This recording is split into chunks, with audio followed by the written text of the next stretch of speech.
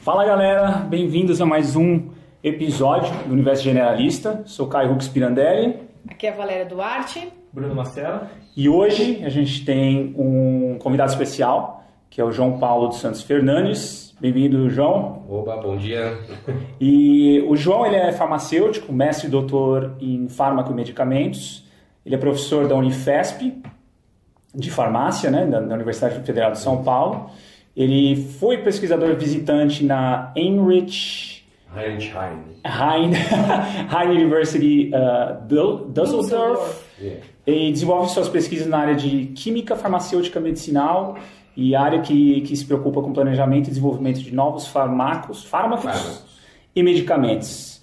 Então a gente vai trocar uma ideia aqui com o João sobre a área dele, que é a área de pesquisa e desenvolvimento de medicamentos.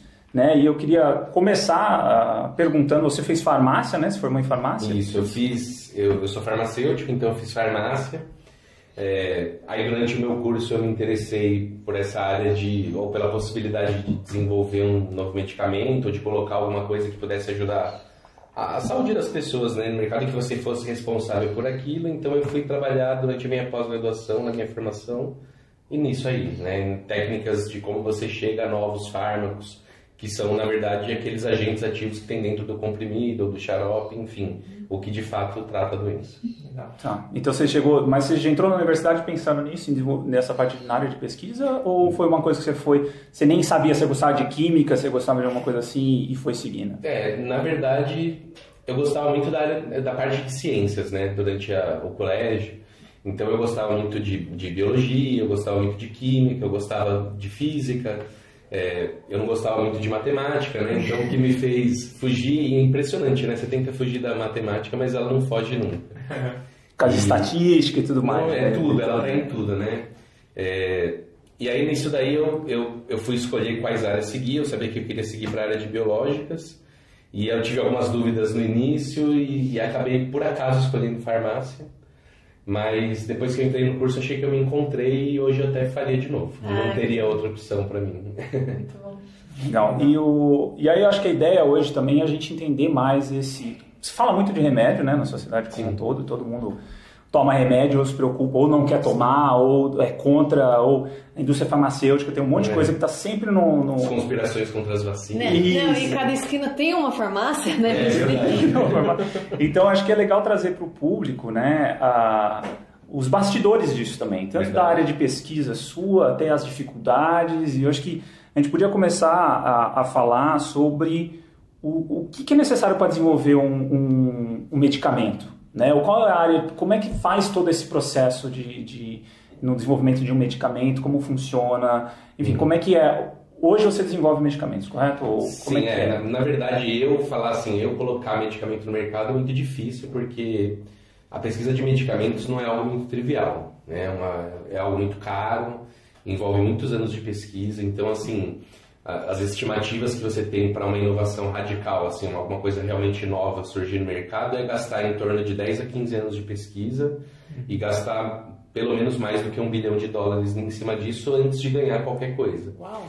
Então, obviamente, não é algo, acho que até uma coisa que a gente tem que dizer nos dias atuais, assim, dificilmente uma universidade vai fazer isso, porque não tem condição de custear isso. Necessariamente você precisa ter um aporte de dinheiro e com certeza vai precisar de uma indústria farmacêutica, pelo menos, para produzir isso. Então não dá para você fugir muito do mundo da indústria farmacêutica nesse âmbito, você precisa deles. E aí nisso daí é onde entra o que talvez tenha que trabalhar melhor no Brasil, que acho que nos limita hoje, que é a interação entre a universidade e a empresa privada, que é uma coisa que é meio endemoniada no nosso meio, mas que, de fato, se você quer avançar e trazer alguma coisa para a sociedade em relação à sua pesquisa nessa área, você necessariamente vai ter que fazer. A universidade pesquisaria e passaria a bola para quem tem dinheiro para produzir aquilo a partir da pesquisa que foi feita. Isso, a universidade consegue fazer o início da coisa, né? Então a concepção da ideia, as provas de conceito. Em geral, a universidade é melhor com ter as ideias, que em geral as empresas não costumam ter, é muito mecânico e robotizado. Então a interação ocorre nisso, né? Então muitas vezes a universidade busca as suas ideias E se eles acham que a sua ideia é muito boa, eles tendem a querer comprar a sua ideia, e essa compra, na verdade, não é um dinheiro, mas é apoiar a sua pesquisa, te dar suporte e, eventualmente, se isso for de fato patenteado e licenciado, você não, né? Toda a cadeia que veio com isso, né? Você, o seu departamento, a universidade, o próprio país ganham royalties. Hoje, os principais medicamentos, então, vêm das indústrias, não Sim. vêm praticamente de pesquisa de universidade. Não, aquela coisa que a gente vê, assim, muito na rede social, né? Universidade tal achou a cura do câncer, ou a universidade tal desenvolveu um novo tratamento. Isso, em geral, é muito aumentado, né? Então, em geral, são coisas ou muito iniciais, ou às vezes é alguma coisa muito incremental e pequena que, de fato, não é um grande avanço. Mas nem testes, igual esse papo do câncer surgiu recentemente, né? Sim. Na USP de Ribeirão Preto, com... foi em São Carlos, né? Em Ribeirão Preto, eu acho. A USP de Ribeirão que teve. fez o... Não foi da fosfetanolamina. Isso aí foi realmente uma coisa muito legal, né? Mas percebe, é uma ou outra coisa que acontece assim, não é a maioria. Ok. Então, mas em geral, quando você está interferindo num tratamento que já é licenciado, alguma coisa desse tipo, você consegue fazer isso ir para a realidade mais rápido. No caso do medicamento, a própria barreira da legislação, né, as leis limitam muito. Então você tem que garantir muito segurança e eficácia. Enquanto isso não está muito claro, você não pode avançar para outra etapa. Por isso que toma todo esse tempo. Você acha que também a burocracia da universidade talvez limite um pouco? Bastante. Limita, né? Eu acho que a filosofia de universidade que a gente tem no Brasil complica muito esse fator, né?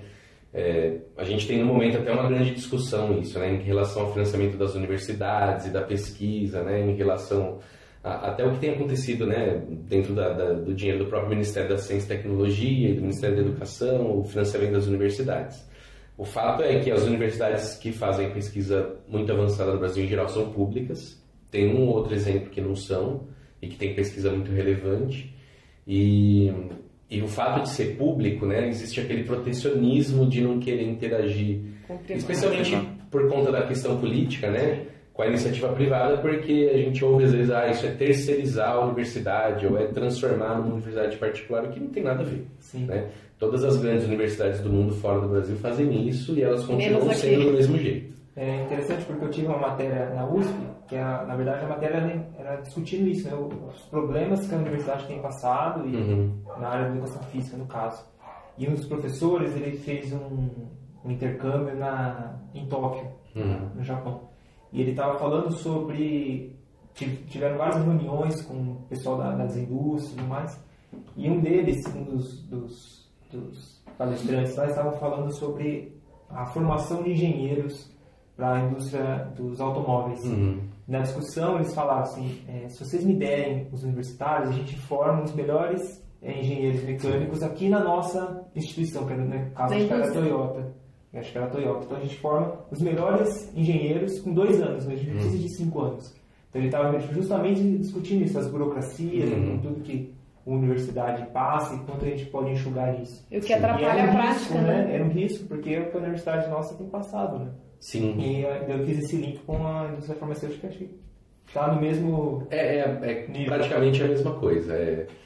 O maior problema é assim, em geral, o indivíduo que está lá fazendo farmácia, né, ele tem muitos campos de atuação. Na área de farmácia isso é bem característico. Então ele pode escolher fazer tantas coisas tão diferentes que dificilmente um farmacêutico faz um emprego. É muito raro. Mas pode inicialmente não ser o emprego dos sonhos. Mas as possibilidades existem. Então você pode atuar desde indústria farmacêutica, laboratório clínico, hospital, farmácia, saúde pública, pesquisador. Então existem muitas possibilidades. Lá na Unifesp, a maioria dos nossos alunos eles vão para a indústria farmacêutica, né? Porque, em geral, eles têm essa inserção por virem de uma formação boa e os salários são bastante atrativos, né? Costumam ser altos e eles acabam indo, né? Mas, assim, uma outra parte acaba seguindo para a área de pesquisa porque, às vezes, tem uma filosofia, né? Eu quero fazer algo, o farmacêutico tem muito esse viés pesquisador. Mas, aí, dependendo da área que você segue, você tem mais facilidades ou mais dificuldades de colocar isso, mas... De fato, a burocracia que eu acho que impede na área de pesquisa especificamente é o fato de no Brasil a gente ter eu não sei se é a questão de historicamente a gente ter sido colônia, né? mas de parecer que se tiver indústria privada, parece que você vai ser escravizado. E não é bem isso, né? A gente ouve muito assim, se você fizer parceria com uma empresa, eles vão controlar suas ideias de pesquisa, eles vão controlar a sua liberdade científica. O que não é verdade, isso depende só da pessoa. Você pode fazer projetos sob demanda, eu não vejo problema nenhum nisso. Desde que você não fuja do que você quer. E aí, dificilmente eu faria isso, por exemplo. Eu, em geral, tendo a fazer as coisas que eu acho que são relevantes, os assuntos que me interessam, que eu acho legal. Se alguém se interessar muito, que bem, mas siga comigo. E eu posso, eventualmente, me adaptar a algumas coisas, mas isso, de forma alguma, é falar que eu estou trabalhando para a empresa. Eu só estou somando interesses, não vejo mal nenhum. Sim. E quais são as principais dificuldades hoje, em termos, por exemplo, na universidade, em termos de pesquisa, ou quais são os maiores entraves que tem? Eu penso assim, atualmente nós estamos passando por uma fase meio complicada de financiamento. Eu ia falar dinheiro. Porque o Brasil nos últimos anos passou pela milagre econômico, né? E aí a gente, quer dizer, começou a ter muito dinheiro público. E aí tudo parecia bolsa e dinheiro para pesquisa e ficou tudo muito fácil. Acho que as pessoas se acostumaram um pouco com isso. Agora nós estamos numa fase um pouco diferente, né? Onde a fonte secou, né? A gente esbanjou, de fato foi isso, né? A gente esbanjou mal nesses anos. Mal isso diz em nível em qualidade de pesquisa? Na verdade, escolha de onde pôr o dinheiro, né? Eu acho que assim, as bolsas são algo essencial que precisa ter, a forma como o pesquisador é pago hoje no Brasil, que também passa por uma questão de educação, né? O público leigo, em geral, ele não entende exatamente o que o pesquisador faz, então ele não entende o valor para querer justificar o quanto se paga, né? O processo que é envolvido até chegar ao medicamento, as Exato. pessoas não têm nem a menor ideia. Se você falar com uma pessoa na rua assim, sou pesquisador, a pessoa pensa que você lê livro e brinca de laboratório, né? Ele não entende qual é o produto do seu trabalho, né? Porque às vezes o fim está muito longe também, né? O produto Exato. que se entrega não é ele inteiro, às vezes é uma parte daquilo que vai agregar, então é muito difícil. E aí, quer dizer, no momento atual a gente vive isso, né? Então, o dinheiro está pouco e aí como é que você convence... Aí entra a questão da política, né? Porque envolve a população e o que você vai mostrar para eles, né? Mas, por que eu vou dar dinheiro para a universidade se os caras, eles acham que todo mundo tá lá, aquela coisa, né? Plantando maconha e fazendo metanfetamina. Foi o que é a última que a gente teve, né? Que eu nunca ouvi falar disso, assim. O pessoal acho que assiste muito Netflix.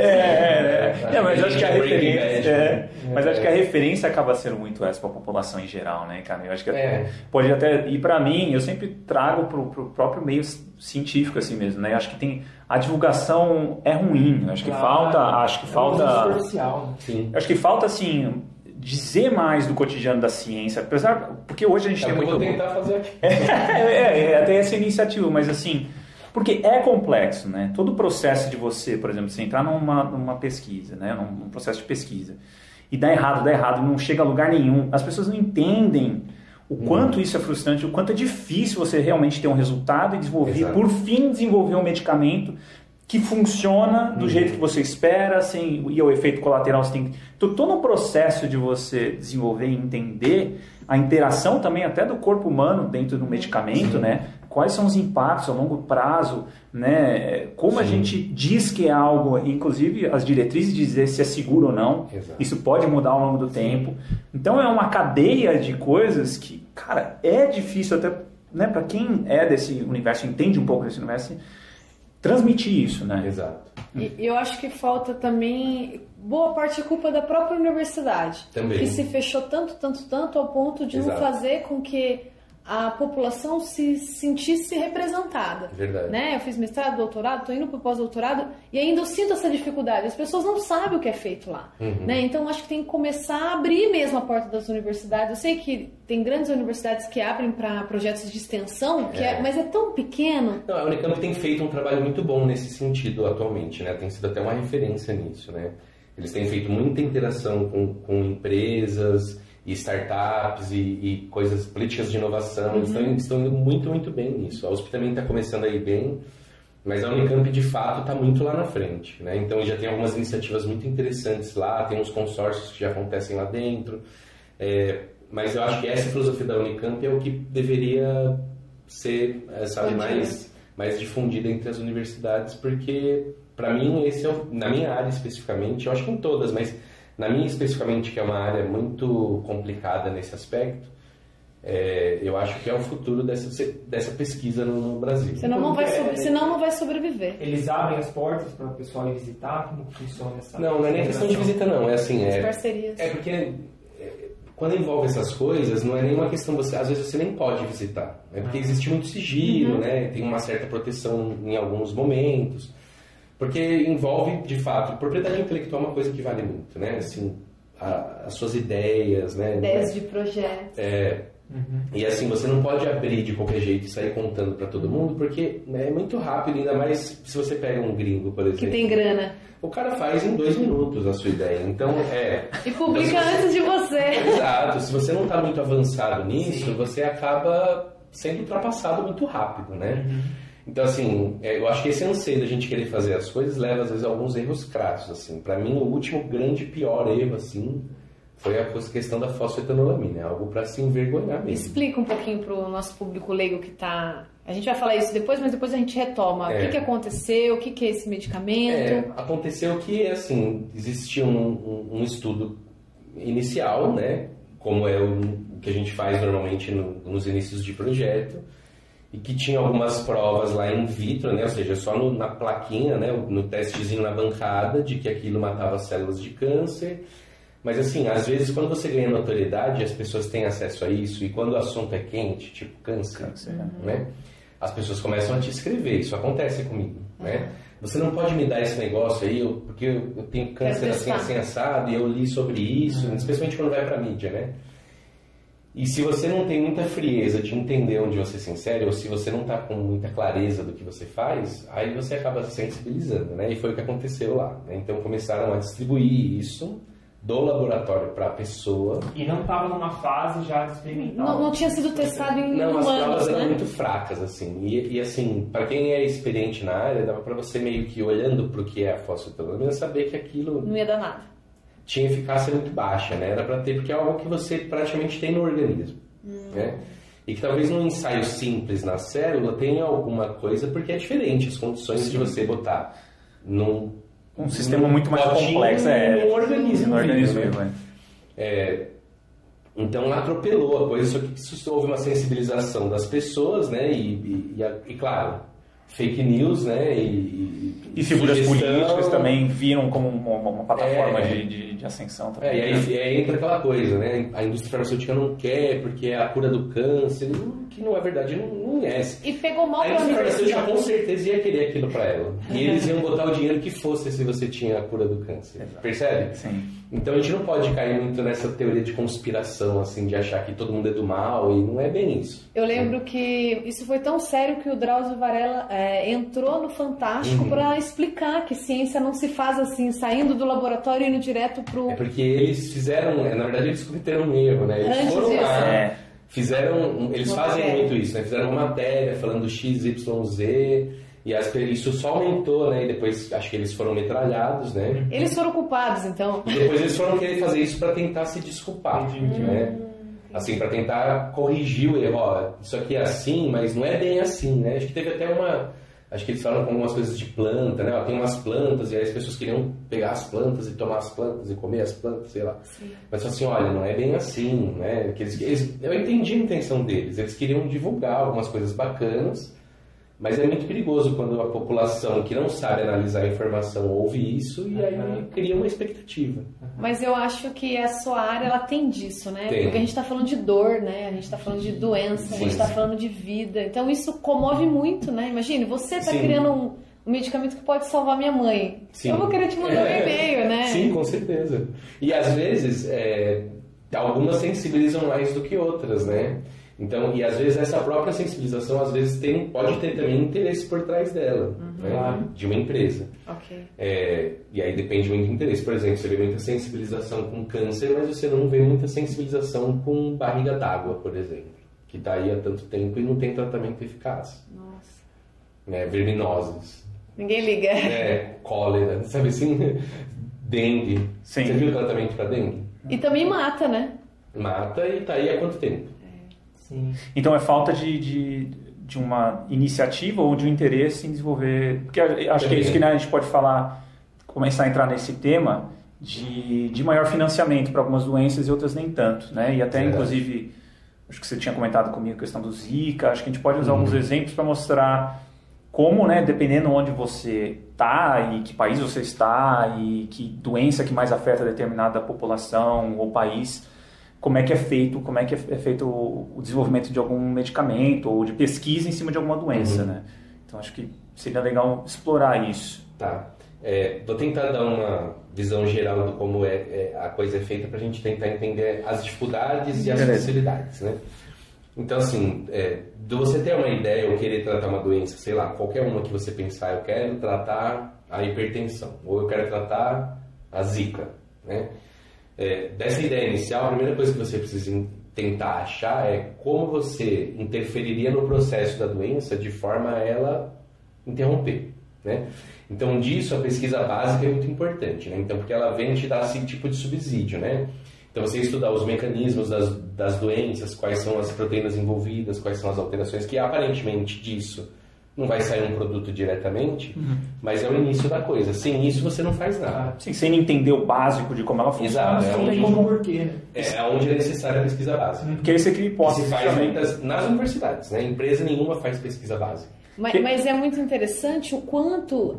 por isso que eu acho que a universidade ela tem que abrir as portas para a população. Porque, até de governantes mesmo, porque a pesquisa básica ela é muito metralhada. Sim. Ela é muito metralhada porque até chegar no público ela está muito longe. Exato. Mas sem ela a gente não chega no público. Então isso é muito pesado para mim. A gente tem que falar assim que pesquisa é algo caro, né? Isso não podemos esconder. Pesquisa é algo caro, que demanda infraestrutura, demanda comprar reagente caro, importar coisas. Pagar as pessoas que estão lá. Pagar as pessoas que trabalham, porque ninguém... também existe uma questão de altruísmo no Brasil, que para determinadas coisas as pessoas parece que querem que você seja altruísta também, né?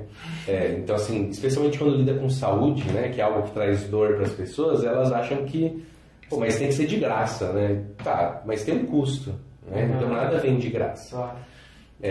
E fora o próprio, para ter uma validade de pesquisa, você tem que ter uma qualidade de controle do ambiente, controle. Então você não pode, por exemplo, estar num laboratório que tem risco de contaminação das pessoas fora dali.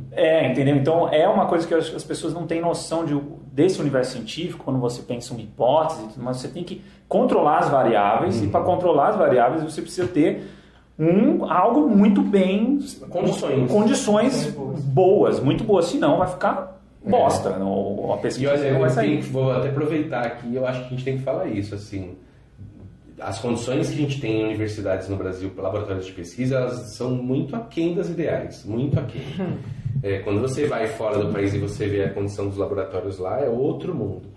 E eu acho que ainda nisso, infraestrutura, apoio, pagamento dos pesquisadores, condições de segurança para você trabalhar, né? Que a gente aqui arruma um canto e entulha coisas, né? E o foco também do pesquisador é diferente, né? Fora o cara vai fazer só pesquisa. Aqui você tem que fazer pesquisa, tem que trabalhar. E eu acho que isso não tem como, sei lá, comparar a nossa produção de uma universidade fora, porque isso atrapalha a produção. Eu tenho amigas que, quando eu estava no doutorado, tiveram a oportunidade de ir para a Alemanha. Ela ligou para mim e falou: Val, estou já escrevendo meu 4º artigo no ano. Sim. Ela falou assim, porque o cara chega, eu só aperto o botão, eu não preciso ligar e buscar, dar dinheiro. Então, isso atrapalha muito a ciência. Meu laboratório já chegou a cair o teto. Isso é real. Entendeu? De puxar água, de chorar e cobrir equipamentos de 70 mil euros, porque eu ia perder minha pesquisa. Exato. E aí a universidade não tem dinheiro. Às vezes não é nem culpa da universidade, porque ela faz o que pode muitas vezes, né? Sim. Com dinheiro que tem lá disponível, né? Então, assim, nós também temos muita dificuldade lá. Eu acho que, assim, na estadual já é difícil, mas na federal é pior, né? Porque a estadual ainda tem o dinheiro que está ligado ao ICMS do estado e o estado de São Paulo tem, tem uma produção industrial muito relevante, é a locomotiva do país, então, em geral, USP, Unesp e Unicamp costumam ter um pouco mais de dinheiro. As federais, o dinheiro vem do MEC, é distribuído pelo Brasil inteiro e sabe, é muito menor, não tem vínculo com produção industrial, é aquilo que decidiram lá e pronto. E aí a gente usa o que tem e o que não tem a gente tenta captar. Daí entra a questão da interação com a iniciativa privada, que se você pudesse fazer algo que interessa para eles e eles pagassem por isso, por que não? Né? Por que eu não poderia aceitar o dinheiro deles para fazer as condições ficarem ideais e a produção aumentar, a produtividade, produção não, e a produtividade em ciência aumentar? Por que não? Quer dizer, com todas essas dificuldades, o Brasil ainda é um dos grandes produtores de pesquisa no mundo. Você já imaginou se a gente tivesse condições melhores? O pessoal muito raçudo aqui, né? Faz pesquisa onde nem... O brasileiro é muito criativo, assim. Tem coisas que, se permite, eu até posso contar um caso lá na Alemanha. Eu estava fazendo... Eu cheguei lá, né, e encontrei essa realidade. Em algumas coisas também a gente vê que não é tão diferente do que a gente tem aqui. Em algumas coisas. O que muda é o volume, né? Mais espaço, mais equipamento, acesso às coisas é mais fácil. Mas a realidade, ou o que você tem para produzir, às vezes é igual, era a minha realidade. Mas aí entra a questão da criatividade, né? Que eu acho que isso é o que a gente tinha que valorizar no brasileiro, né? Eu cheguei lá e comecei a fazer algumas coisas e eu precisava resolver um problema da bancada e eu fiz o que a gente chama de gambiarra, né? E deu certo. Fiz e chegou um dos pesquisadores lá e falou assim, o que você está fazendo? Eu falei assim, eu vou te ensinar a fazer uma coisa que a gente faz no Brasil que chama gambiarra. E aí eu fiz assim, gambiarra? What is gambiarra? O que é gambiarra? E aí eu falei assim, é assim, tá vendo aquilo que você faria nesse equipamento aqui, vai gastar um monte de solvente, vai usar essa coluna cara, você pode fazer a mesma coisa aqui rapidinho, E se não ficar tão bom, você pode depois ir pra lá. E aí fiz e ficou muito bom, e aí depois no outro dia ele falou assim, eu vou tentar. E ele voltou e falou assim, eu fiz a sua gambiarra. E funcionou muito bem, né? E aí depois ele falou pra esposa dele, quando ele falou isso, ele falou assim, o que é gambiarra? E aí ele usou até uma definição muito interessante, ele falou assim, é algo que você faz quando você não tem dinheiro para comprar dispositivos caros. Exatamente! Somos experts nisso. E o brasileiro é muito bom nisso, sabe? E é o que eu falei, eu acho que se a gente aproveitasse, os brasileiros saem para fora do país para trabalhar com pesquisa, e eles em geral são destaque. Sim. Se destacam lá, porque a gente tem essa coisa de lidar com a diversidade que os gringos não têm. E são, como a gente diz assim, cintura dura, né? Tem molejo. Tem molejo. A gente sabe lidar com a diversidade e eu acho que até o ambiente proporciona que a gente seja assim. Tem um lado bom disso também, né? Mas assim, até terminando, quer dizer, a ideia inicial que vem disso daí e que gasta muito tempo, lá no final, quando fica muito caro, onde a universidade não consegue mais bancar, né? A universidade não consegue pagar pacientes dentro de um hospital garantindo o tratamento deles, mesmo que a sua coisa não dê certo, você tem que pagar o que dá certo para ele obrigatoriamente, e tem que ser feito com um número enorme de pessoas, e consequentemente, se a gente mal tem dinheiro para construir laboratório, que dirá pagar tratamento de milhares de pessoas, impossível. É aí onde você entra na questão da iniciativa privada estar com você. E como é que é esse acesso, por exemplo? Então você tem uma pesquisa, você tem uma linha de pesquisa, você tem alguns resultados positivos, e aí como faz essa comunicação com o universo privado? Tá, essa eu acho que é a maior dificuldade que a gente tem no Brasil. Quer dizer, quando você tem uma boa ideia, algo promissor, a conversa até existe, mas na indústria farmacêutica nacional, o outro lado também não está acostumado com isso, né? Então, em geral, eles querem coisas avançadas, que vai gastar pouco, que vai ter maior chance de ter certeza. Existe uma estimativa na área de medicamentos que é assim, para cada 1 milhão de moléculas que você pensou em testar algum dia, só uma vira um medicamento. Uau! Então, assim, a sua chance de falha é enorme. A pesquisa na área farmacêutica é um negócio de altíssimo risco, né? Por isso que custa tão caro, né? Nesse 1 bilhão que eu falo assim, tá aí, na verdade, um monte de outros que não deram certo. E que custaram dinheiro. Então, assim, a indústria farmacêutica é, de longe, o ramo da área industrial que mais investe em pesquisa e desenvolvimento. Né? Assim, você pode pegar qualquer outra, mecatrônica, eletrônica, robótica, qualquer coisa. Sei lá, para fazer uma TV de tela plana nova, os caras vão investir, sei lá, 5% do que eles ganham do faturamento da empresa. A indústria farmacêutica investe fácil 20%, 25%. Né? E ainda com grande chance de perder, né? Daí é onde vem a reflexão, que eu acho que é o que explica tudo, né? A indústria farmacêutica precisa ter um retorno? Claro, ela investe muito nisso. Mas ela ganha muito, né? eu costumo falar para os alunos assim, é o que faz a Alemanha ser a Alemanha. Né? Aqui no Brasil, para a gente ter um PIB igual a gente tem que ter uma área enorme e plantar um montão de soja. Né? E a Alemanha, numa área bem menor que a nossa, tem um PIB maior que o nosso porque ela faz um comprimido que custa 1 centavo para fazer, mas ela vende por $200. Né? Ou seja, o medicamento é um produto de altíssimo valor agregado. Sim. Então a indústria busca o retorno. Se ela não tem quem compre esse medicamento, assim, ou quem possa pagar por ele, o retorno diminui. Daí é onde você tem as áreas mais quentes, tipo câncer. Né? Então câncer é algo que a ampola de um medicamento custa fácil 5, 6 mil reais. Eu ia perguntar isso, por quê? Por causa dessa pesquisa agregada? Por causa do produto em geral é muito caro, né? No câncer, o produto que tem surgido hoje, que é muito biotecnológico, ele tem um valor muito, muito alto para fabricar, né? Então o valor agregado dele tende a ser menor, né? E aí acaba que aumenta e tenta recuperar nisso. Mas como é câncer, eu falo assim, ó, se você tem câncer, eu te falo assim, eu tenho uma ampola que custa 5 mil reais, você paga? Acho que sim. Sim, mas você não tem 5 mil reais, não, mas eu vendo o meu carro, não, mas eu vendo a minha casa, mas eu vou fazer vaquinha com os vizinhos. Funciona assim, né? Agora você fala assim, eu tenho uma verminose e custa 5 mil reais. Não. Percebe? Então, assim, existem as doenças que não há interesse, porque dificilmente você pagaria por aquele tratamento. Ou porque às vezes você espera que o governo pague. Ou porque eu acho que verminose não vai me matar. Também. Tem a ver se é letal ou não, né? O nível de letalidade também da doença. Mas assim, a gente não pode só pensar nisso também. Então, a doença que não tem letalidade, às vezes ela tem uma morbidade muito grande. Sim, ou seja, a pessoa fica imprestável. Sim. E a pessoa, se você pensar em termos de saúde pública ou como governo, se o governo fosse mais esperto... Melhor morrer do que ficar. Mas a pessoa que está doente não trabalha. Não trabalha, não produz. Isso compromete a produtividade e, no final, compromete o PIB. Se você tratar essas pessoas, talvez o retorno do país a longo prazo, ou pensando que são milhões de pessoas que têm isso, seria melhor. E existe essa perspectiva nos governos de fora? Por exemplo, no Brasil, sim, os caras enxergam isso claramente. Totalmente. E eles tomam essa frente. É uma questão cultural. Acho que por isso que eu falo que às vezes a questão de ser colônia... tem essas doenças lá.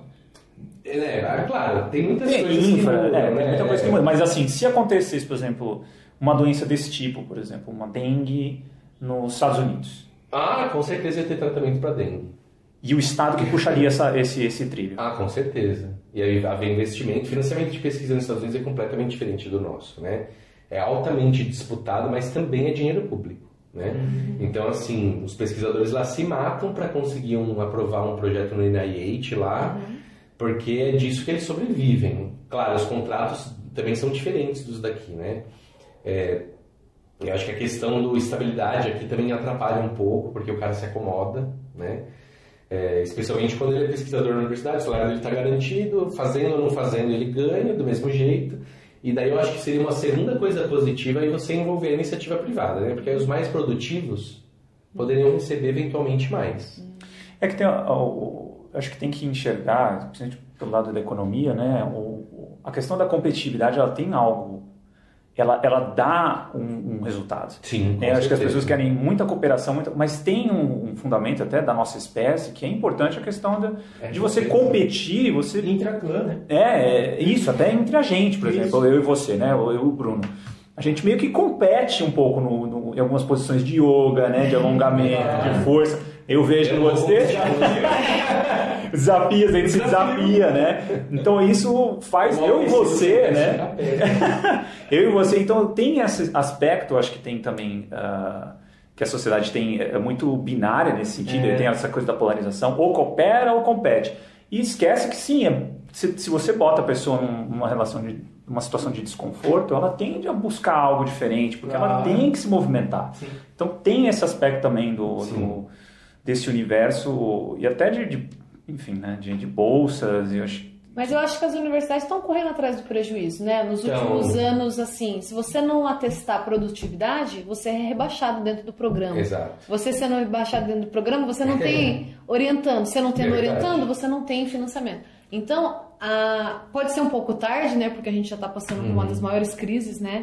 Dentro da universidade, mas eu acho que um passo está sendo dado. Né? Exatamente. É que tem um outro extremo, né? Que é essa questão em algumas áreas, de publicação, de pressão para publicação. Aí você perde qualidade, porque Exatamente. o cara tem que produzir pra cacete, então o cara... às vezes, né? Tem que tomar cuidado com isso. Então é assim, né? Nem cá nem lá, mas tem que ter essa dinâmica de cooperação e competição, porque isso gera resultado, isso dá resultado, né? Então... E eu penso também, aproveitando você, eu sempre tenho essa dúvida, acho que vai ser o momento de poder tirar. Essa questão de investimento ainda, né? Em pesquisas. Hoje a gente sabe que as principais patologias que matou o homem, antigamente a gente conseguiu controlar, né? Então, as questões de medicamento, vacina e tudo mais. Então, as patologias que matam o homem hoje, a gente tem uma noção que ela é muito multifatorial. Exato. Né? Então, doenças cardiovasculares, o próprio câncer, a gente fala, dores musculoesqueléticas, né? E envolve muito mais o estilo de vida das principais causas, entre aspas, não é uma causa só, do que propriamente algum dispositivo que vai curar a pessoa, o medicamento. Como que funciona essa questão de linha de pesquisa para isso? Sabendo que é a causa é multifatorial, que envolve vários fatores, como que a indústria farmacêutica vê isso? Eles tentam buscar realmente um medicamento para curar a doença cardiovascular, por exemplo? Você diz a questão de procurar pela cura da doença e não só tratar ela e a pessoa ficar para sempre doente. Isso. É isso que eu entendi. Acho que isso é um pouco... Tem alguns mitos e alguns fatos. Né? É claro que, por exemplo, tratar o câncer não é algo trivial, né? Porque tratar o câncer envolve você matar células do seu organismo, que teoricamente já estão lá, né? Sem matar você. Né? Essa é a parte difícil. Como é que você mata o câncer sem matar a pessoa? É fácil. Você pode matar o câncer matando a pessoa e vai junto. Vai tudo embora. E muitos dos fármacos, medicamentos que a gente tem atualmente, ou que tinha, né? Hoje já tem melhorado. Mas você lida com uma relação de risco-benefício muito delicada, né? Que você pode morrer do tratamento. Sim. Né? Então, quando você fala que o câncer não tem cura, é por causa disso. Né? Qualquer coisa que você use lá pode matar a pessoa. Então, você lida ali na chance de ter dado certo ou não. Existem hoje um índice de cura muito maior do que antes. Sim. Né? Eu brinco que todo medicamento tem um efeito colateral. Você não está salvo de nenhum. Todo tratamento que não tem contraindicação, você tem que ficar... Você sabe que farmacêutico é pilhado com medicamento, né? Todo bom farmacêutico não toma medicamento, ou toma em último caso. Porque você pensa em tudo, e às vezes é até um pouco ruim, você pensa em tudo que pode acontecer, que talvez não vai acontecer, mas você fica pilhado com aquilo. Então, eu mesmo sou um cara que assim, eu só tomo em última, eu tento esperar o organismo me tratar mesmo, né? Mas é claro, mudanças de estilo de vida ajudam, sim, mas não necessariamente só isso resolve o problema. E aí entra a questão da indústria farmacêutica ser muito forte nisso, porque o tratamento médico de uma doença ele pode ser feito de várias formas, né? Você pode fazer uma cirurgia, você pode fazer, sei lá, terapias alternativas, psicoterapia, né? Dependendo do que é. Mas o fato é que 90% dos casos, o tratamento em geral é farmacológico, com medicamento. E isso pela questão de ser mais conveniente, né? Acho que todo mundo prefere tomar um comprimido do que se ter uma cirurgia. Porque eu vejo no meu dia a dia, como clínico fisioterapeuta, a pessoa vem para mim pensando que eu vou passar uma fórmula, como ela foi para um médico, por exemplo. Ela chegou para o médico com dor, o médico prescreveu um medicamento para tirar a dor, mas não quer dizer que está tratando a dor dela. E quando eu falo para ela que a causa da dor dela é muito mais complexa, né, que envolve outras coisas, além do tratamento que a gente vai fazer, mudança de hábito e tudo mais, Exato. Meio que se frustra. É verdade. Porque eu não estou dando a pílula para ela. Sim. Então eu fico pensando assim, como que a indústria farmacêutica poderia também trabalhar nisso que não tem essa pílula para... Vai arrumar uma coisa, mas outra... Muito doido. É muito difícil. Esse assunto é meio espinhoso, né? Porque isso envolve um pouco também o estilo de vida e a nossa cultura, até como ser humano, né? Eu não estou nem falando nem do Brasil, não, como ser humano, né? Você tende a buscar o que é mais cômodo. É que nem emagrecer, sabe? Eu tô numa fase agora que eu lembro que eu sou muito ativo assim, em termos de exercício físico, mas eu nunca emagreço. E aí vem alguém sempre me fala assim, mas 70% é alimentação. Eu fico bravo, Porque isso tem um prazer na questão da alimentação que eu quero ter. Eu não quero abrir mão disso. Então dane-se, eu não vou ficar gordo. Então, sabe? E de fato é isso. Né? Envolve você mudar muitas coisas que vão te deixar incomodado. Que às vezes você não quer. E que às vezes talvez fosse a melhor opção, mas envolve um incômodo. Né? É mais complexo, né? Assim, tem a ver sociabilidade, tem a ver o que você compra no mercado, tem, assim, é diferente de você controlar um fator isolado. E, bom, não, você tem que, assim, mudar muita coisa na sua vida e é mais difícil mesmo. Às vezes é mais fácil você gastar uma grana com um remédio que vai te dar um resultado direto do que, pô, mudar um hábito. É a razão da cirurgia bariátrica ser um sucesso hoje em dia.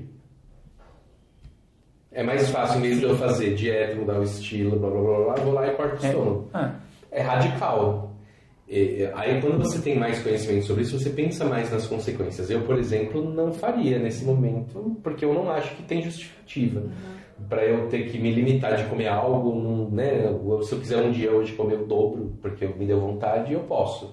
E se eu tivesse feito uma cirurgia dessa, eu estou limitado. Então, quando você analisa de forma mais racional, você pensa de outra forma. Sim. E eu queria voltar na questão do Zika. Acho que a Val também trabalhou, né? Eu trabalhei logo que surgiu, né, esse boom do Zika, foi se formando dentro da universidade o Rede Zika, né? Que é uma rede formada por grandes universidades e diferentes pesquisadores. E o meu laboratório começou a se mover, né? Porque a gente trabalhava com células da retina. E logo que surgiu a Zika, antes das primeiras publicações, antes até mesmo de correlacionar a Zika com a microcefalia, a gente não sabia se a Zika comprometia o sistema visual.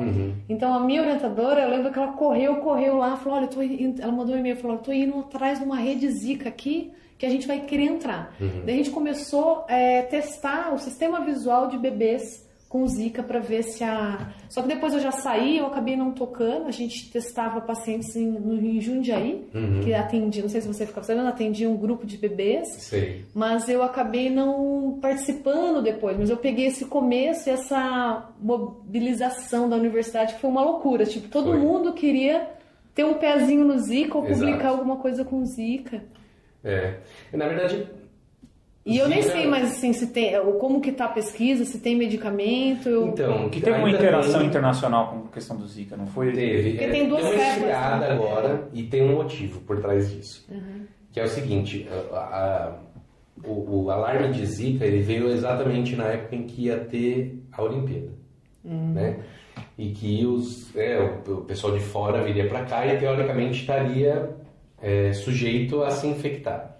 Mas veja que o Zika vírus não é muito diferente do que é o dengue vírus ou do que é o chikungunya, né? Na verdade, eles pertencem a uma mesma família, né?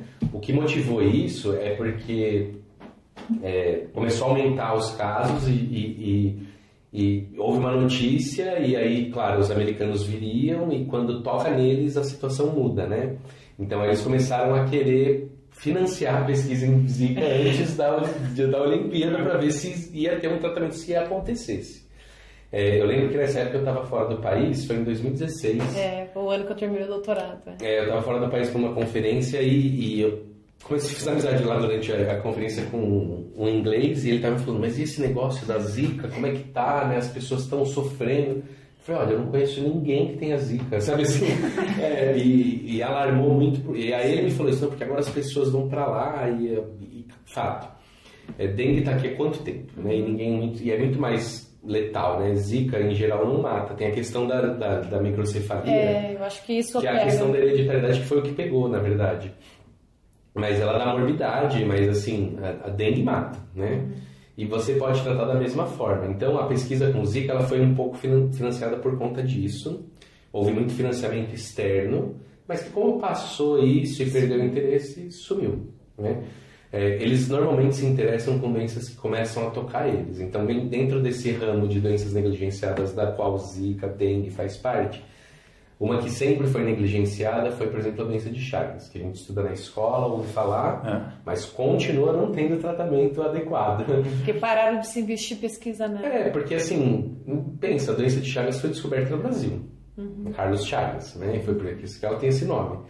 E E a doença de Chagas, ela tem uma mortalidade, mas ela é crônica, né? Você vai desenvolver cardiopatia, o seu coração vai ficar enorme, você vai morrer de insuficiência cardíaca lá na frente, né?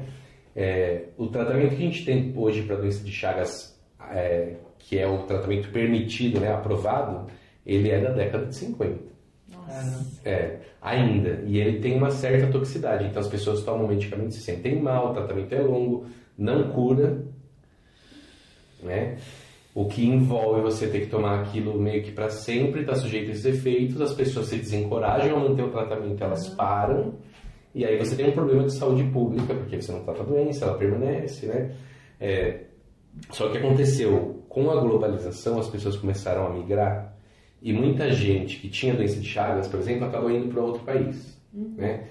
E como é uma doença que aí você não tem cura, ela fica, no momento da transfusão de sangue você pode transmitir para outra pessoa.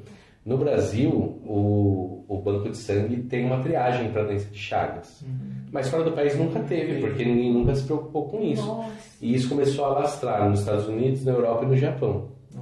E aí começou a aparecer investimento nisso atualmente, entendeu? Tá longe do ideal, mas já existe. Pelo menos a triagem lá agora tem. Por isso que eu falo da verminose, né? Então, assim, existem algumas doenças que classicamente são chamadas de negligenciadas, por quê? Porque são doenças de pobre, associadas à pobreza, baixa condição socioeconômica, e que, em geral, a pessoa não tem dinheiro para pagar o tratamento, vai depender do governo, o governo é mal pagador, então o retorno do lucro não vai vir para a indústria, né? E aí você depende do financiamento público, né? Aí entra a questão do financiamento da pesquisa, né? Que às vezes em áreas estratégicas o país deveria investir só por ele. Sim, né? não tem como ser algo do setor privado. Não. Mas e você acha que é uma... Eu não sei, né? Eu sempre penso nisso, assim, que é uma falta de... A própria área da política... Eu acho que tem uma questão de ciência, acho que chama, né? Que é uma iniciativa de trazer perspectivas científicas mais para a política, mas eu acho que o principal mal, assim, eu acho que é pessoas envolvidas com a política realmente não sabem nada do universo científico e de pesquisa ou de doenças, ou negligencia, ou não sabe. Porque, assim, porque se você for pensar, né, eu acho que também tem um raciocínio de curto prazo, que o brasileiro também é bom nisso, assim, né, de não conseguir ver as coisas a longo prazo. Porque se você pensa em 4 anos, por exemplo, é uma coisa, mas se você pensa num país como um setor produtivo, como uma população que vai ficar menos produtiva no futuro, é a mesma coisa para a educação, né? Educação é a mesma coisa. É verdade. Você tem que ter um raciocínio mais de longo prazo e tem que entender um pouco de ciência, minimamente ciência, para você falar assim, opa, independente do partido, independente do viés ideológico, não tem por que não ter uma frente política trabalhando dentro dessa perspectiva. Né? Exato. Então, eu acho que a ignorância quanto ao universo científico e até a realidade do país e até social, como a sociedade funciona em termos geracionais, é um vácuo que todo mundo paga, né?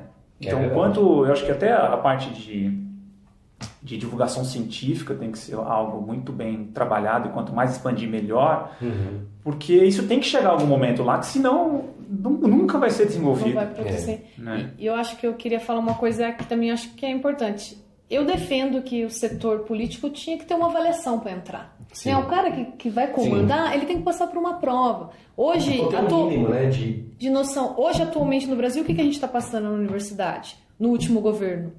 Cortes em pesquisas básicas. Porque quem está no governo não entende a importância da pesquisa básica para chegar até o público. Eu não sei nem se entende. Tem uma questão além disso para mim que é assim, é o mesmo problema com a educação e com a saúde. Pesquisa ou educação não dá voto. Né? O que dá voto é você fazer um grande viaduto, você criar uma coisa que as pessoas enxerguem, que você possa ir lá e falar assim, olha o que eu fiz, tá vendo? Vota em mim. Então, assim, dá mais retorno você construir uma escola ou encher de universidade, como fizeram aí, do que mostrar o resultado dela. O resultado dela é abstrato, né? Educação é uma coisa abstrata. E as pessoas também passam a ter senso crítico, né? O que também muda em parte. Mas o da pesquisa é isso. Enquanto as pessoas não enxergarem o produto da pesquisa, ou o que aquele dinheiro que foi colocado na pesquisa gerou, dificilmente você vai convencer um governante a querer botar dinheiro nisso, porque eles pensam na próxima eleição.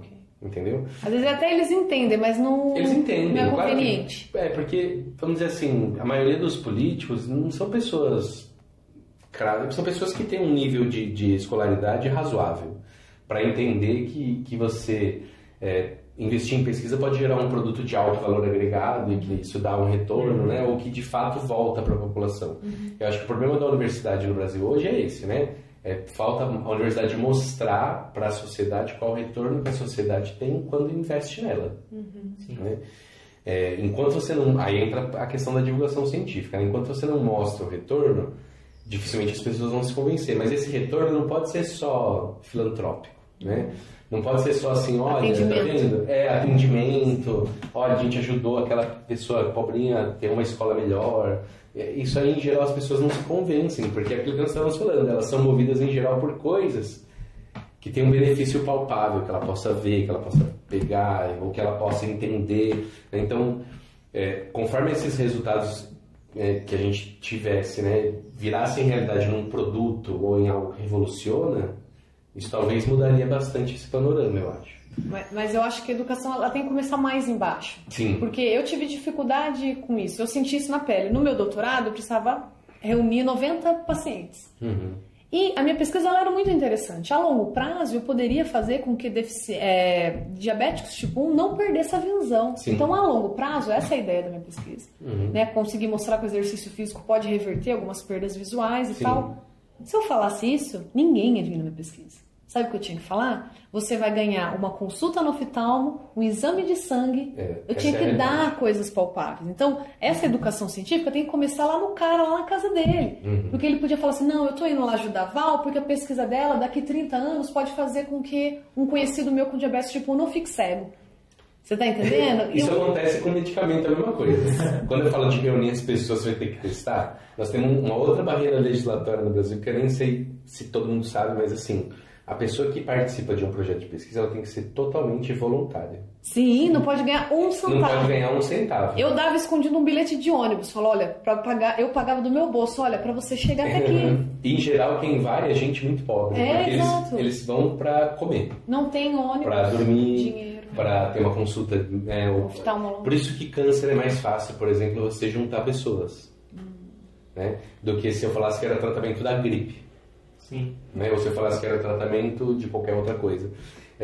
Quando são coisas que ameaçam a vida, as pessoas vão. E como funciona? É só no Brasil que tem essa legislação ou tem em outros países? Cada país tem a sua. Tem países, por exemplo, que você pode fazer com pessoas que estão presas em troca de diminuir a pena, por exemplo. Nos Estados Unidos, você pode pagar né, para a pessoa. Tanto que você vê em filme, às vezes o cara ganha dinheiro e está lá todo lascado tomando medicamento cheio de efeito indesejável, mas todo lascado, mas tá com só grana. para ganhar dinheiro. Acho que nos Estados Unidos, até para doação de esperma, eles recebem. Olha que beleza. Então, aí tem isso. No Brasil é totalmente voluntário porque o que eles queriam é que as pessoas não fossem convencidas pelo dinheiro. A base legal é essa.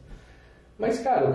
São convencidos por uma consulta. Percebe? Dá na mesma. Você só tá ajudar, né? Você só está selecionando cada vez pessoas em estado de mais vulnerabilidade social com isso. Sim. Então, também é outra coisa. Percebe? Tem muitas coisas por detrás do que simplesmente pegar e falar assim, as pessoas não querem colocar isso no medicamento disso aí, você entendeu? Tem muita coisa por detrás que não é tão simples, né?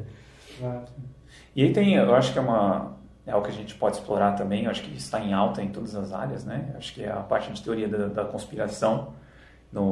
Eu acho que a área de medicamentos, pelo menos, eu já numa parte da minha vida, eu acreditei muito nisso, né? Nessa parte de que a indústria farmacêutica, né? Ela, se tem uma cura, ela vai suprimir, porque senão ela vai parar de lucrar, ela vai... Né?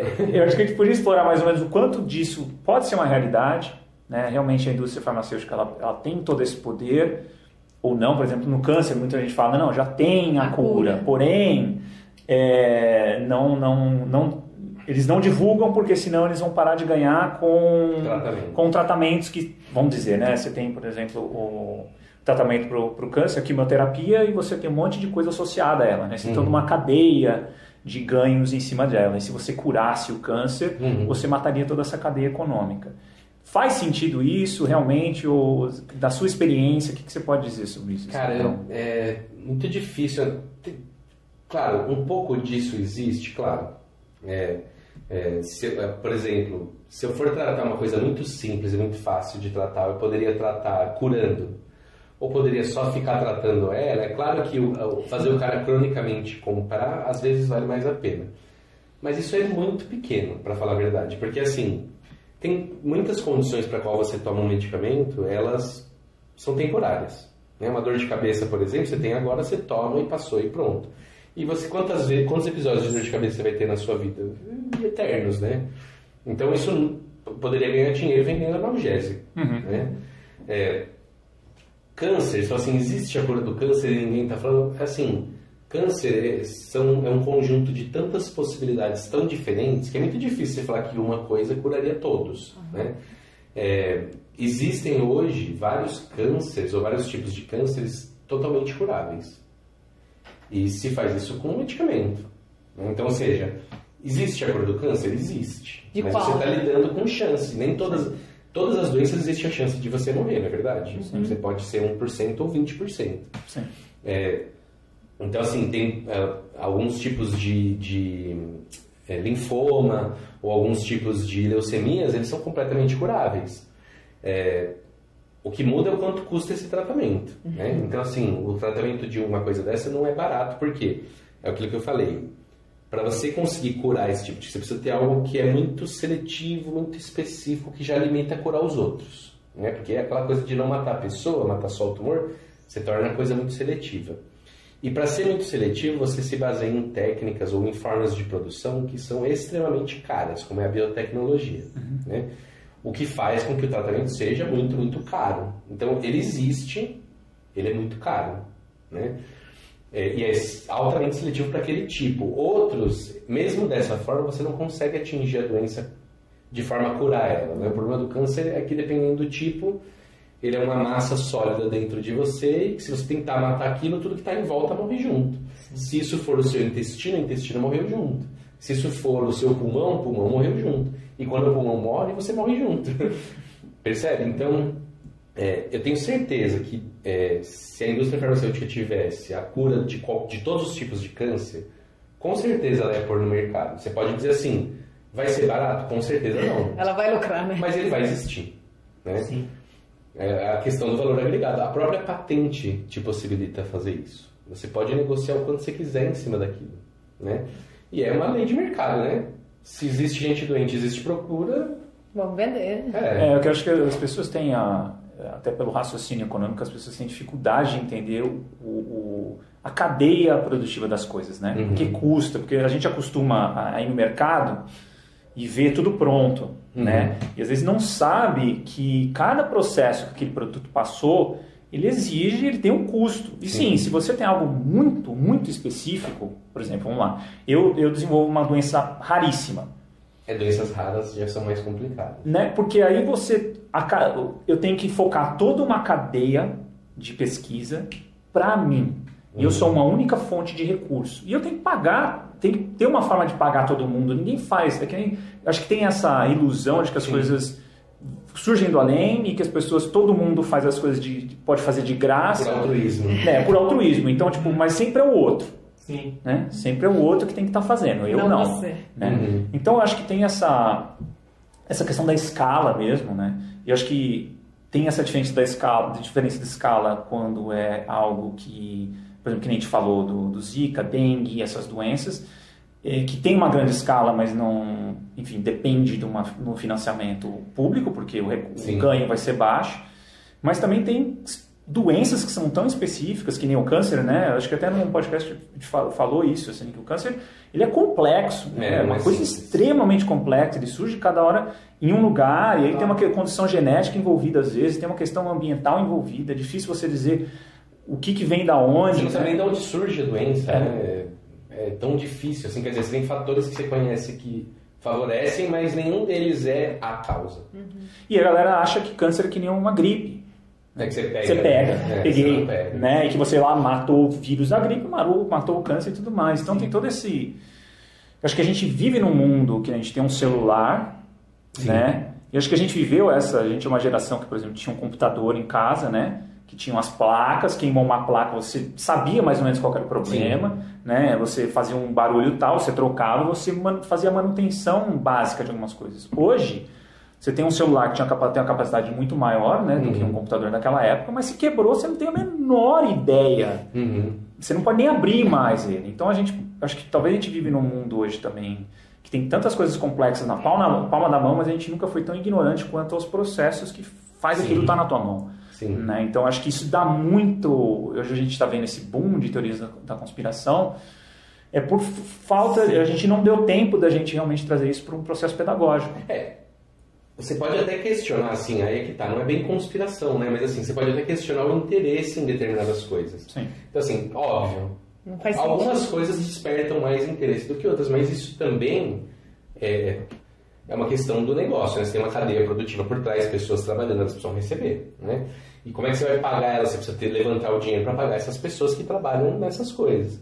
Então, assim, você fala assim, é claro que existe muito mais interesse em pesquisar câncer ou doenças cardiovasculares, sei lá, hipertensão, colesterol é uma coisa bem marcante, assim, né, que as pessoas tentam, você sabe que aí tem uma certa conspiração nisso, se você gosta de teoria da conspiração, é assim, não se sabe exatamente hoje o quanto o colesterol aumentado, né, é a causa ou a consequência da sua doença, né, então assim, aí...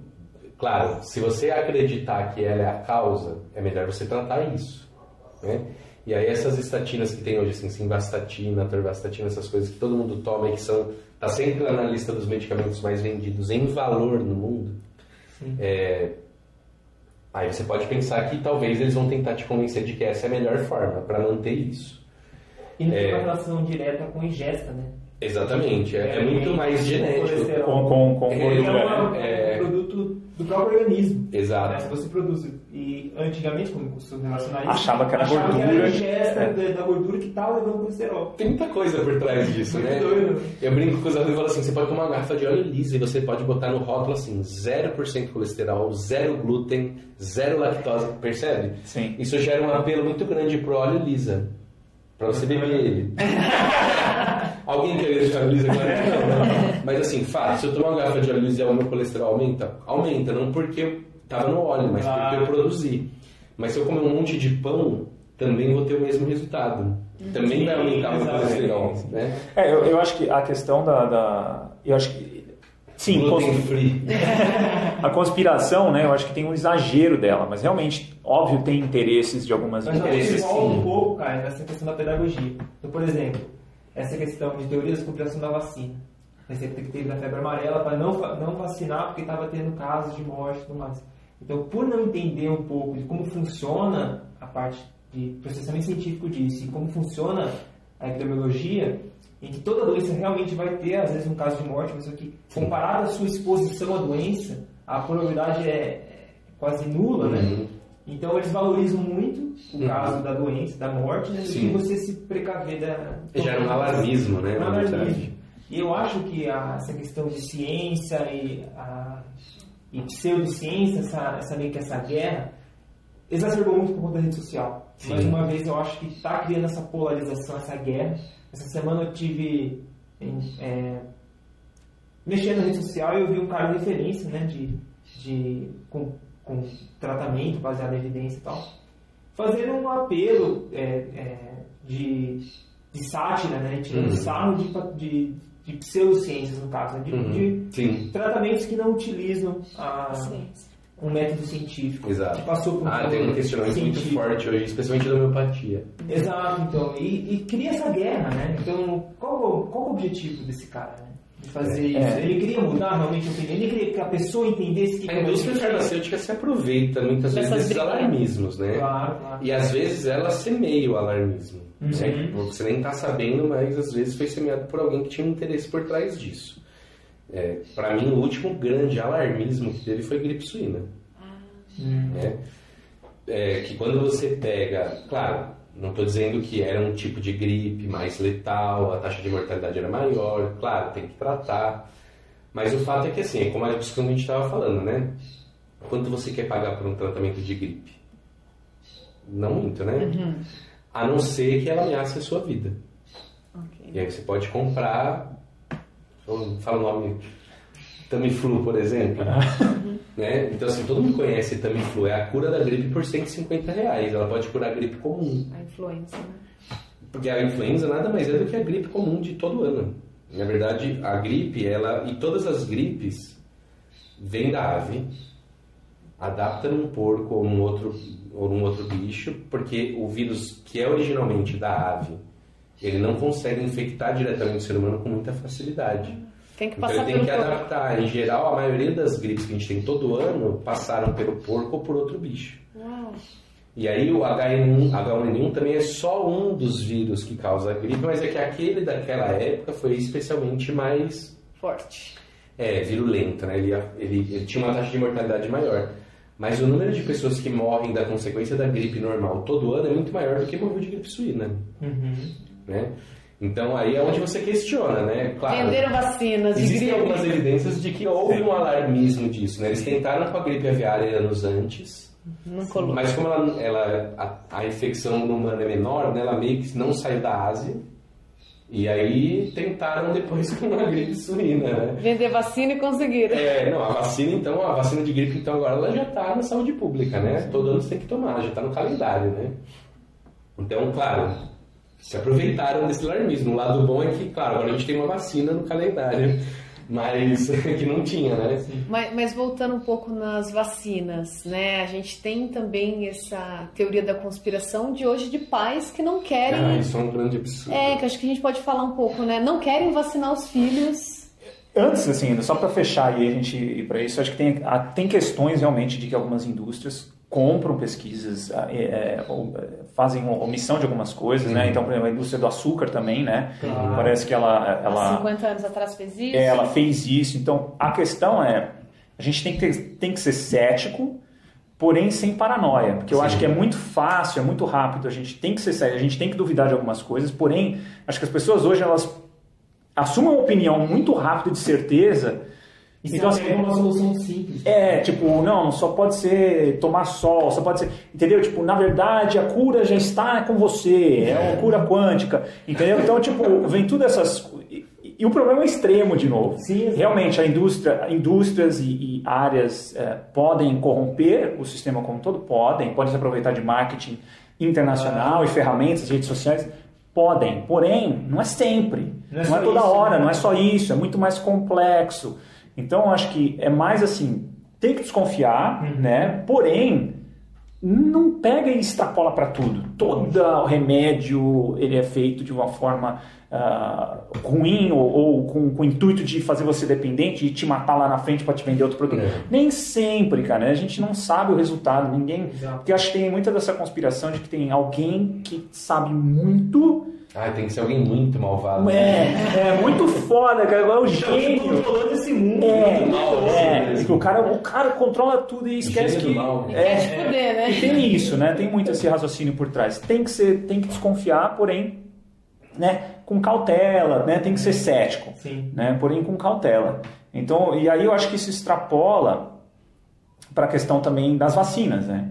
Então você tem um dado, por exemplo. Então, o que eu acho que aconteceu foi assim: antigamente as pessoas não tinham acesso à informação também, ou a se expressar. Então, a pessoa tomou uma vacina, deu uma reação adversa, uma entre milhões, entre milhares, ela joga na rede social, aquilo se espalha, só que assim, em nenhum momento vai se olhar a estatística daquilo frente ao que não causou. E aí você toma aquilo como a regra. Né? Eu acho que é mais ou menos por aí, é isso mais ou menos que se acredita que acontece com as vacinas. O que motivou o movimento anti-vacina tem uma base científica, né? Que a questão do autismo é uma delas, mas são doenças neurológicas, né?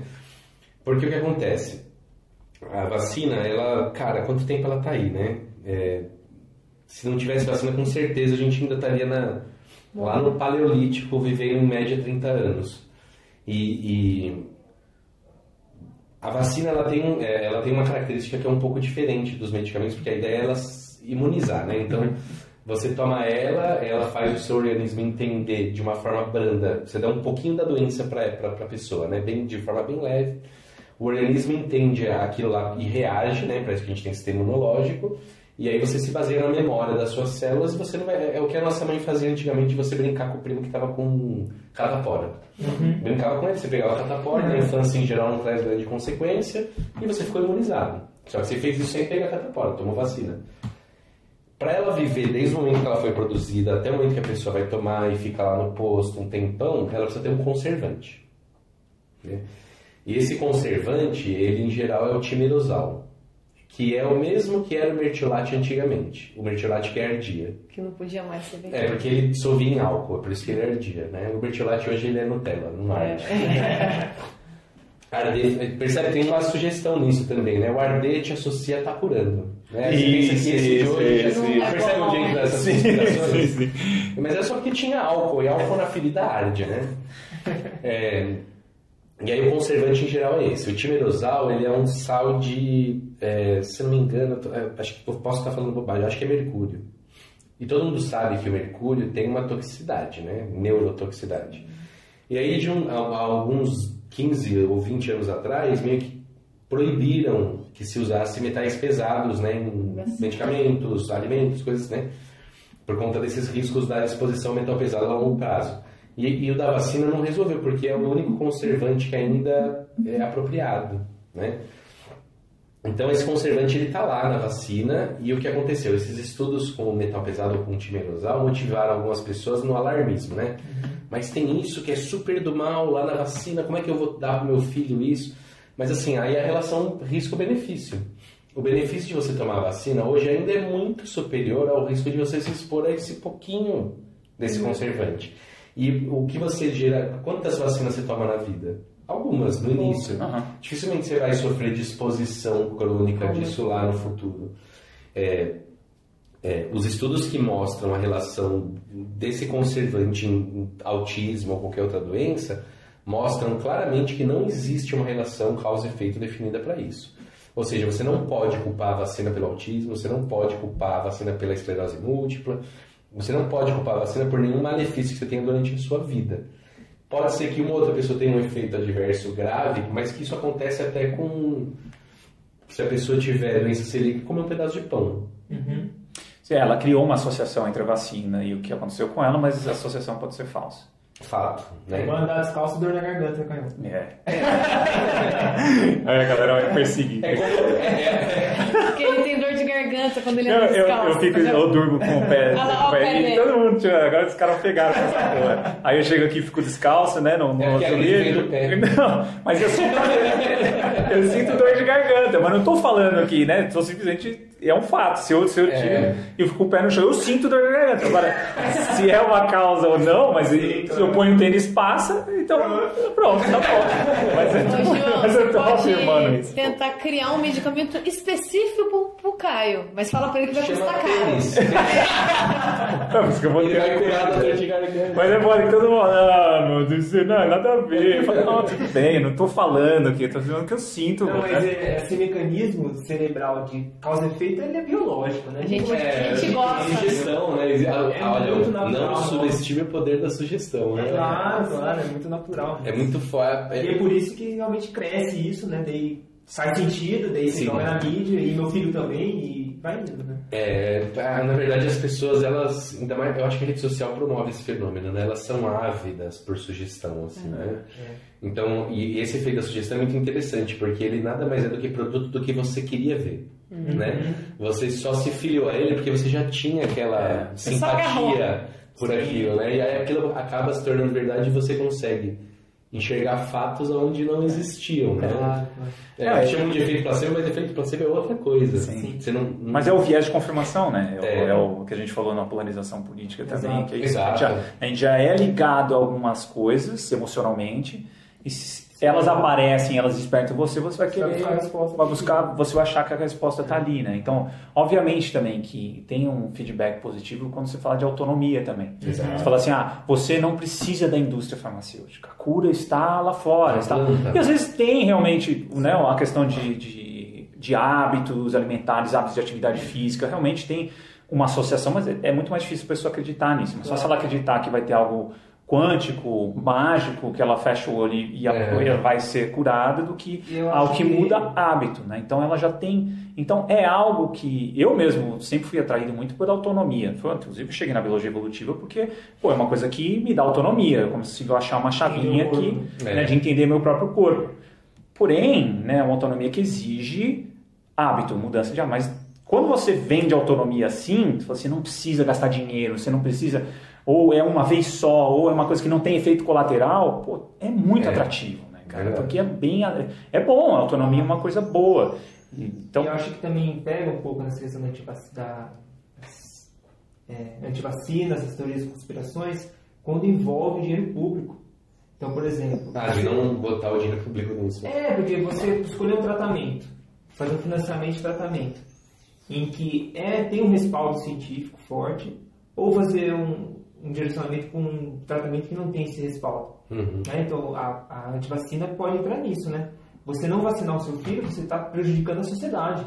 Sim, né? Com então, certeza. vai ter que entrar meio que uma lei em cima disso, assim, não, você pode acreditar nisso, mas o fato de você não vacinar o seu filho... Vai contaminar outros. Vai trazer problemas para todo mundo. E aí onde entra a sugestão é mais ou menos o pé frio aí, né? Do dor de garganta. Aí a pessoa falou assim, mas eu não tomei vacina e nunca fiquei doente. Mas é claro, porque você era uma bolinha no meio de várias bolinhas que estavam imunizadas e obviamente você não expôs. Sim. Né? Mas assim, você não... Se as bolinhas começarem a fazer isso, é coisa de não vai passar por... É o que tem acontecido, ó. Sarampo, catapora, cachumba, tu tem aparecido de outras doenças da infância que estavam praticamente controladas e erradicadas, têm voltado por conta disso. E ainda ela fala da questão de investimento também, até por universidades, por exemplo, a homeopatia. Né? Então a gente já tem um respaldo grande que não tem um funcionamento direto de Nossa, esse é um assunto espinhoso, não sei se eu quero falar. Precisa. A gente fala. Eu tenho a minha opinião. Outro dia eu coloquei isso na rede social porque alguém colocou isso aí e me marcou. E eu falei assim, olha, eu tenho a minha opinião própria, mas eu jamais vou falar publicamente nem escrever. É muito espinhoso, assim. Porque, de fato, assim, eu como farmacêutico é uma área de atuação. Né? Você não vai queimar a sua própria área. De fato, é uma coisa que existe no mundo. Você tem países que produzem homeopatia em escala. Então, é isso que eu falo. Um investimento grande. Imagina você pegar esse investimento e realmente direcionar eu não posso pichar a minha profissão. Porque você pode amanhã receber uma proposta muito boa para trabalhar com homeopatia. Nem só isso, assim, não cabe a mim julgar isso, né? E assim, sobre a homeopatia, aí eu vou falando cientificamente, eu julgo muito se alguém quiser vir aqui e querer provar a eficácia da homeopatia mecanisticamente, eu não vou acreditar, né? Não existe base científica hoje para você provar isso de forma cabal. Mas, por outro lado, existem alguns resultados práticos dela que são realmente chamam muito atenção em alguns casos, né? O quanto isso tem a ver com homeopatia, eu não sei. Então, assim, quando eu não sei, não tenho embasamento para provar ou refutar, eu não falo nada. Legal. O fato é que existe, sim, uma grande crítica à homeopatia, especialmente no meio científico, de que é pseudociência, pseudotratamento, coisas não fundamentadas, do qual sou obrigado a concordar. Né? Não existe nenhum, até o meu conhecimento alcança, nenhum estudo clínico controlado com homeopatia para provar de forma cabal de que ela tem eficácia. Mas, ao mesmo tempo, muitas pessoas usam homeopatia e existem resultados populacionais com ela que também te permitem dizer que é meio complicado você dizer que nada, né? Então, assim, e aí vou me comprometer profissionalmente com o meu conselho de classe por conta disso, não. Então, é um assunto que eu não toco muito. Eu acho que ainda temos que respeitar, mas eu acho que a preocupação com essas provas de eficácia e com uma legislação que tem um embasamento mais factível, uma coisa mais real, é necessária. Do que você pegar lá e fazer de qualquer jeito, qualquer coisa. Isso sim.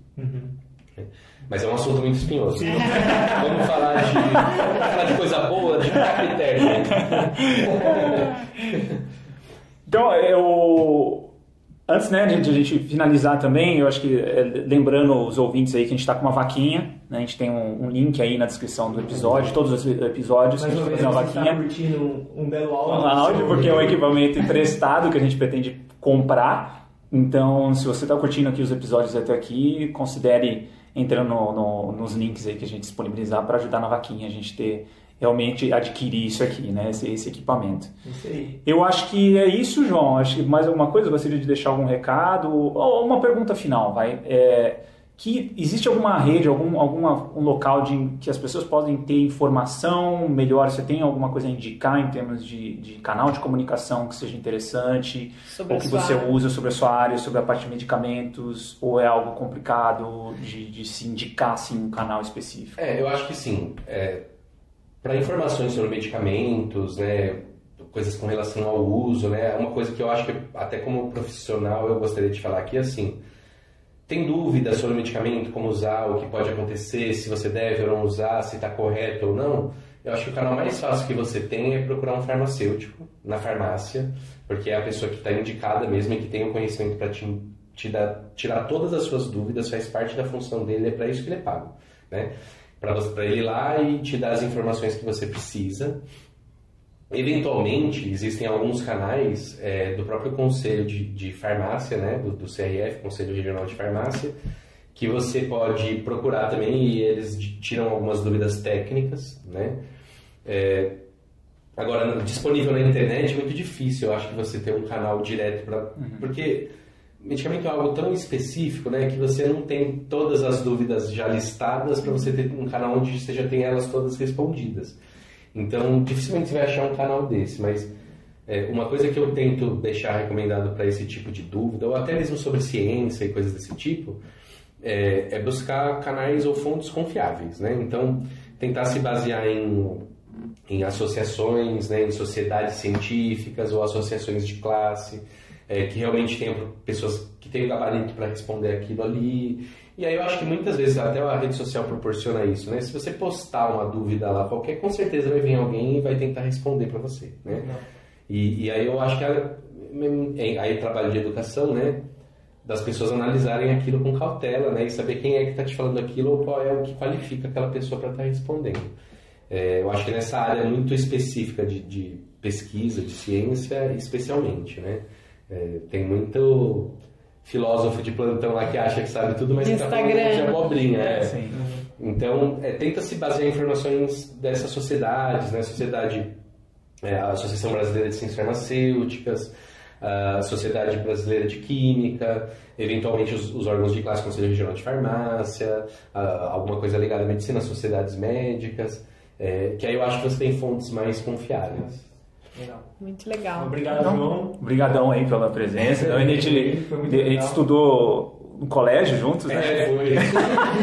Aí eu tava tentando lembrar de alguém assim, falei assim, o que a gente pode chamar e tal, né? Eu sempre lembro das suas postagens do Facebook, das suas pesquisas. Divulgar, né? Pra dar valor. Então, aí eu falei, vou chamar o João, cara. Fazia um tempão que a gente não se falava, né? Verdade. Aí a gente falou, não, vou ligar pra ele lá, ver se ele topa falar de farmácia. Aí eu sou super aberto até a falar de outras coisas também, que obviamente eu tenho condições de falar. Sim. Eu acho que tem muitos temas, né? Não dá pra explorar tudo, mas acho que tem vários temas que a gente pode retomar mais pra frente. Acho que o João deu o suporte esse start, né? Da galera da academia vindo aqui falar, trocar uma ideia, participar do nosso podcast, mas a ideia é a gente trazer mais. E aí o público também trazer perguntas, né? Quanto mais o público tiver perguntas também, mais a gente tem a possibilidade de trazer de volta também o João e a gente explorar mais a fundo as perguntas, que realmente eu gostaria de ter entrado, por exemplo, na questão do aumento de consumo, né, de remédios por conta própria, aqui nos Estados Unidos, né? As farmácias você tem um em cada esquina hoje, tem a questão de automedicação. Procure o farmacêutico. O farmacêutico pode dar um primeiro atendimento. Isso é uma coisa que a gente tem que divulgar e talvez a população não saiba, mas o farmacêutico pode sim prescrever algumas coisas, especialmente para você não precisar marcar consulta médica, ir no médico, gastar um dia inteiro, porque você precisa de um resfriado, por exemplo, ou de uma dor de garganta. Um farmacêutico ele pode te ajudar, especialmente a evitar que você fique buscando muito serviço de saúde e também sobrecarregando, né? Ninguém suporta ir no hospital ou no consultório e fica lá 3-4 horas esperando a consulta porque tá cheio de gente porque queria só algo para coriza. Legal, João, muito obrigado. João que veio voluntariamente aqui passar a manhã com a gente. Valeu. Valeu. Falou, galera. Valeu, Até mais. pessoal. Tchau, tchau.